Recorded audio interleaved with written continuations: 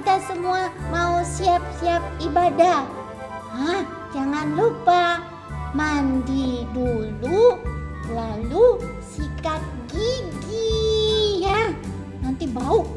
Lalu habis itu pakai baju yang rapi seperti Elmo. Sudah rapi kan? Nah, bagi anak-anak yang kecil minta tolong ya sama mama dan papa. Bilang bukakan laptop, televisi, ada HP supaya bisa lihat ibadah dengan baik. Nah, Nana, untuk minggu ini Elmo ada bawa ini nih. Ini kotak persembahan. Anak-anak bisa kumpulkan persembahan di dalam kotak ini, celengan ini. Nanti kalau gerejanya sudah buka, baru kotaknya dibawa ke gereja. Bisa mengerti ya? Siapkan hatimu dan Alkitabmu semuanya. Oke, selamat ibadah. Selamat pagi semua. Apa kabar? Luar biasa. Joyce. Sukacita, sukacita,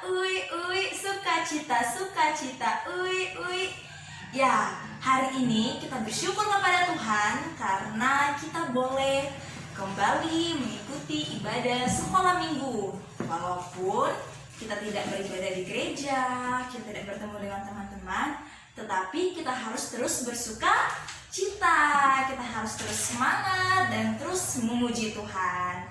Terus harap semuanya dalam keadaan baik dan sehat. Saat ini kita akan memulaikan ibadah. Untuk itu, mari semuanya berdiri di rumahnya. Jangan ada lagi yang baring-baring. Ayo, semangat, kita mau memuji Tuhan pada hari ini.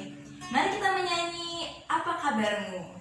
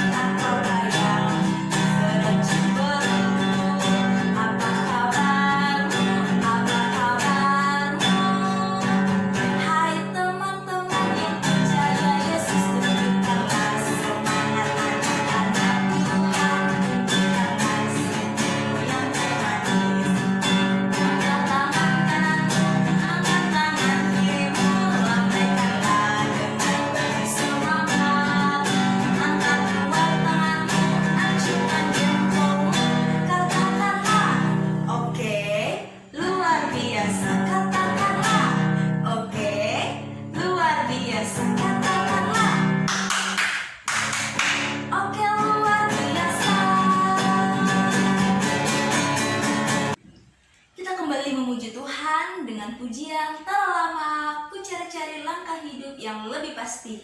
Ayo semuanya kita semangat untuk memuji Tuhan dengan penuh sukacita.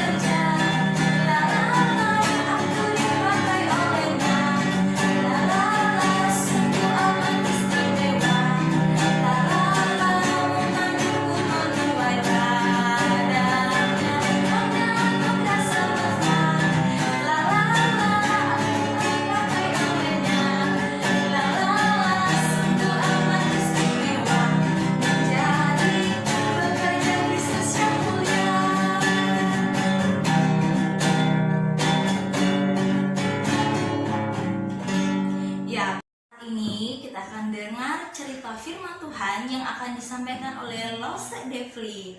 Untuk itu, sebelum kita dengar cerita firman Tuhan, mari kita menyanyi dengan pujian, baca kitab suci, doa tiap hari.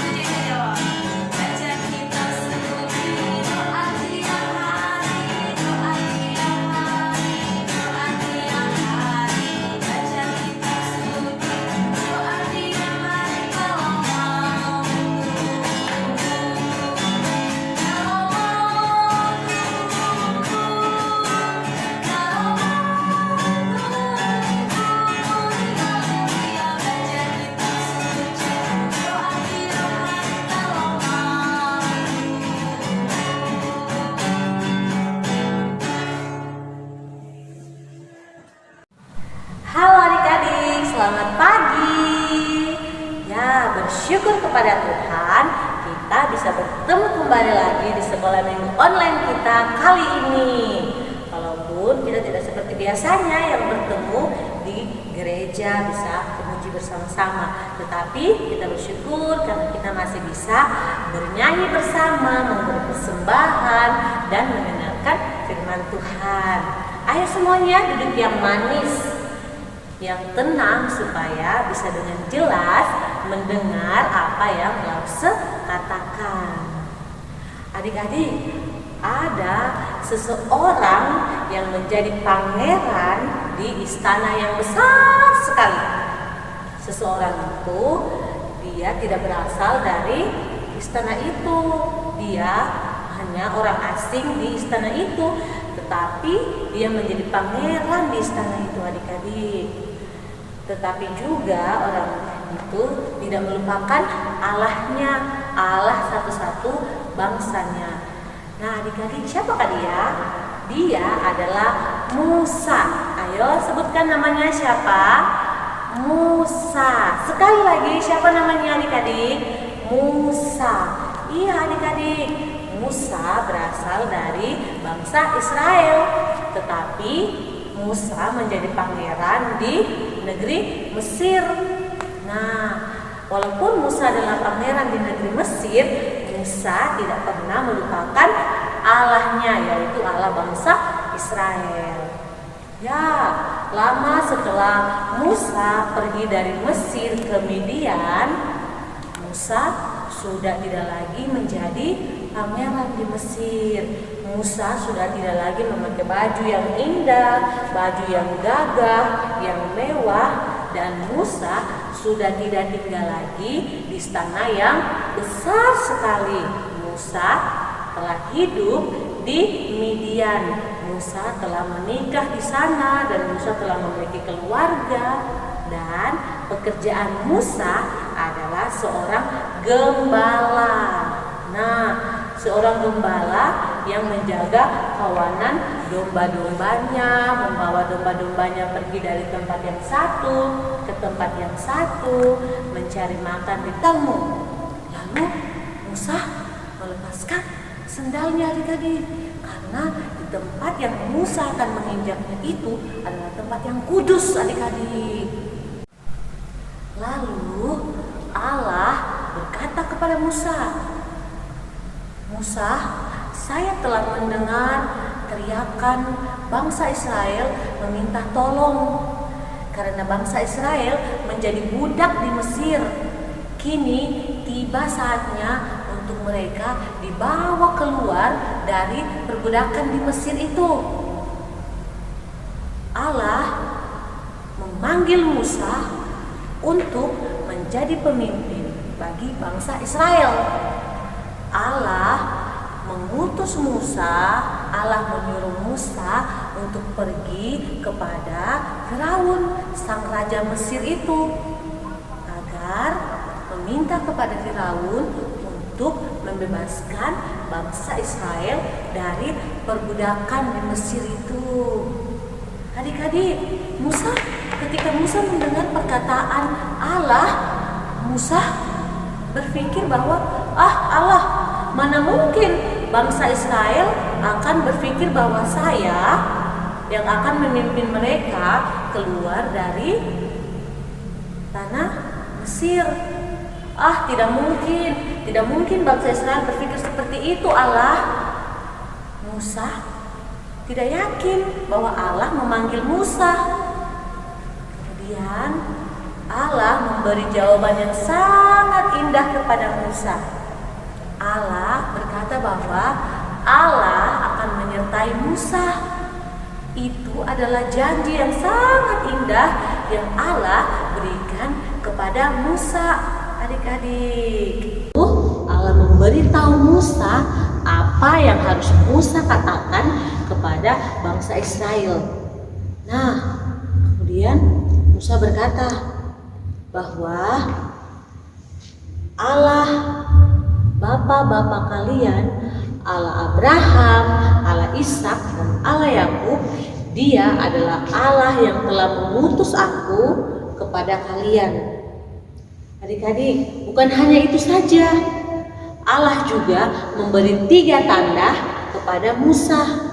Tanda yang pertama adalah tongkat gembala Musa itu Allah memerintahkan kepada Musa untuk melemparnya ke bawah, ke tanah. Kemudian ketika Musa melempar tongkat itu berubah menjadi ular, adik-adik. Allah menyuruh Musa untuk memegang ekor dari ular itu. Seketika itu juga, adik-adik, ular itu berubah menjadi tongkat gembala Musa kembali. Wow, bukankah itu luar biasa? Itu membuktikan bahwa Allah yang mengutus Musa, bahwa Allah yang memanggil Musa adalah Allah yang luar biasa, adik-adik. Tanda yang kedua yang Allah berikan kepada Musa untuk bangsa Israel dapat percaya bahwa Musa diutus oleh Allah adalah ketika Allah menyuruh Musa memasukkan tangannya ke dalam jubahnya. Musa masuk dia ke tangan dalam jubah, kemudian Musa mengeluarkan tangannya dari jubahnya. Tangannya ini penuh dengan penyakit kusta, adik-adik. Penyakit kusta itu penyakit kulit yang sangat parah, dia sangat bau sekali, jijik. Dan kemudian Allah menyuruh Musa memasukkan kembali tangannya ke dalam saku jubahnya. Kemudian Musa mengeluarkan kembali tangannya dan didapatnya tangan Musa telah bersih kembali, telah pulih dari sakit kusta itu, adik-adik. Bukankah luar biasa apa yang Allah buat? Apa yang Allah kasih tanda kepada bangsa Israel sangat luar biasa. Tiada Allah lain yang bisa melakukan itu, adik-adik. Nah, kita lihat untuk tanda yang ketiga adalah tanda yang ketiga ini adalah ketika Musa sampai di Mesir, Allah menyuruh Musa untuk mengambil air dari sungai Nil dan menuangkannya ke atas tanah yang kering. Kemudian seketika itu juga air itu berubah menjadi darah, adik-adik. Wow, betapa luar biasanya tanda yang Allah berikan kepada Musa. Allah ingin agar umatnya percaya bahwa Allah adalah Allah yang berkuasa, adik-adik. Tetapi meskipun Allah telah berjanji untuk menyertai Musa, meskipun Allah telah memberikan 3 tanda kepada Musa, Musa masih takut, Musa masih ragu, Musa tidak percaya akan panggilannya. Musa masih, aduh Tuhan, saya tidak bisa. Utus saja orang lain saja yang menjadi pemimpin bangsa Israel. Saya tidak bisa, Tuhan. Allah telah telah memelihara dan menyelamatkan Musa waktu Musa masih bayi. Allah telah memelihara Musa waktu Musa tumbuh dewasa di Mesir, di dalam kerajaan Firaun. Allah telah memberkati Musa waktu Musa di Midian. Allah telah memberikan janji kepada Musa bahwa Allah akan menyertai Musa. Allah telah memberikan 3 tanda yang luar biasa kepada Musa. Dan tentunya Allah akan selalu menyertai Musa. Dan Allah juga berkata bahwa Allah akan memberikan Musa teman dalam menjalani panggilannya itu, yaitu kakak dari Musa, adik-adik.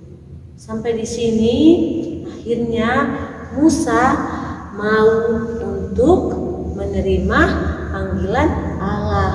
Musa bersedia untuk diutus oleh Allah menjadi pemimpin bangsa Israel, untuk menyelamatkan bangsa Israel, untuk membawa bangsa Israel keluar dari tanah Mesir, keluar dari tempat perbudak-budakan itu, keluar dari tempat siksaan itu, pergi ke tempat yang telah Allah sediakan buat bangsa Israel, adik-adik. Musa pun menjadi pemimpin bagi bangsa Israel. Allah luar biasa. Allah memanggil Musa, Allah memelihara Musa, Allah berjanji untuk menyertai Musa, dan Allah adalah Allah yang berkuasa melakukan apa saja yang Allah mau tunjukkan kepada umatnya, adik-adik. Kita bisa melayani Allah lewat pujian kita, lewat doa kita, lewat tutur kata kita kepada teman-teman, rajin belajar, dengar-dengaran kepada mama dan papa, rajin istirahat, dengarkan Lause bercerita.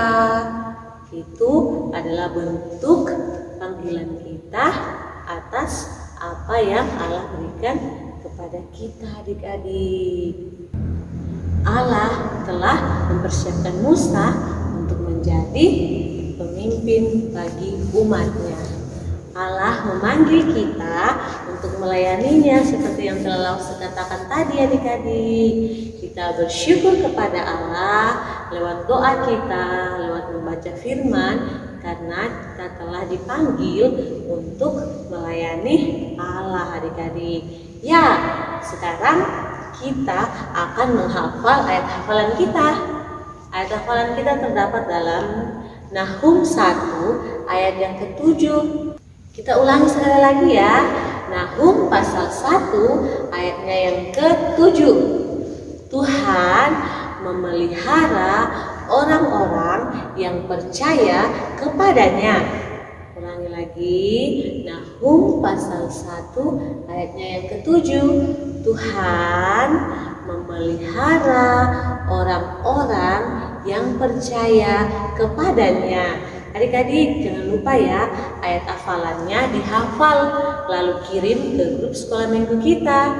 Dan ada aktivitas yang akan Lause tampilkan di layar, dan adik-adik silakan menggambar dan mewarnai aktivitas itu. Aktivitas itu ada semak duri, dan silakan warnai semak duri yang sedang dibakar atau semak duri yang sedang terbakar.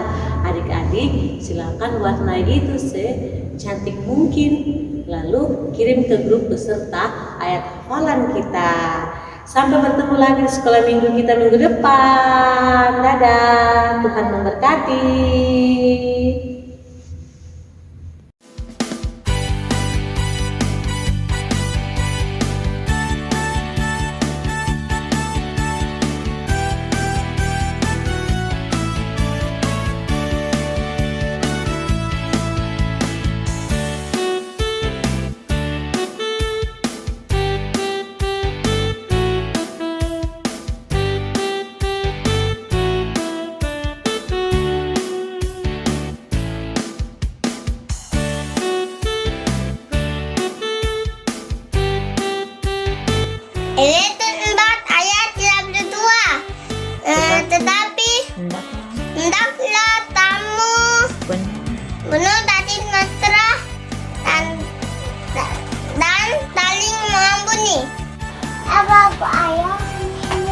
love you.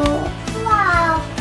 Efesus 4 Efesus 4 ayat ayat 32. 32. Tetapi kamu Tapi kamu hendaklah penuh kasih, mesra mesra, dan saling dan saling mengampuni. Bunda NTV. Efesus pasal 4 ayat 32. Tetapi hendaklah kamu penuh kasih mesra dan saling mengampuni. Happy Valentine. Mwah. I love you.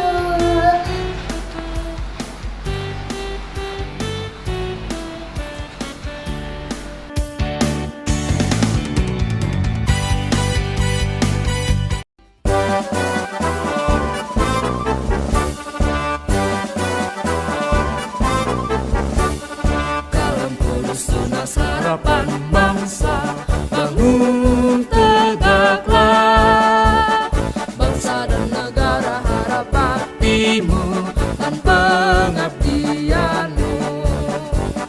Kejar ilmu, bangun budi nan luhur untuk pembangunan.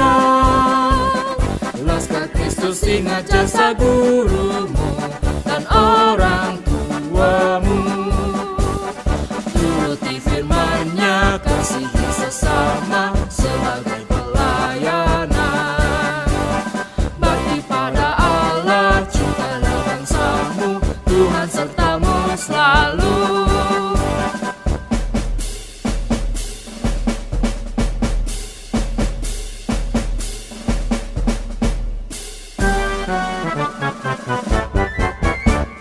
Kalam Kudus tunas harapan bangsa, bangun tegaklah. Bangsa dan negara harap baktimu dan pengabdianmu. Kejar ilmu, bangun budi nan luhur untuk pembangunan. Laskar Kristus ingat jasa gurumu dan orang tuamu. Turuti firman-Nya, kasihi sesama sebagai pelayanan. Bakti pada Allah, cintalah bangsamu, Tuhan sertamu selalu.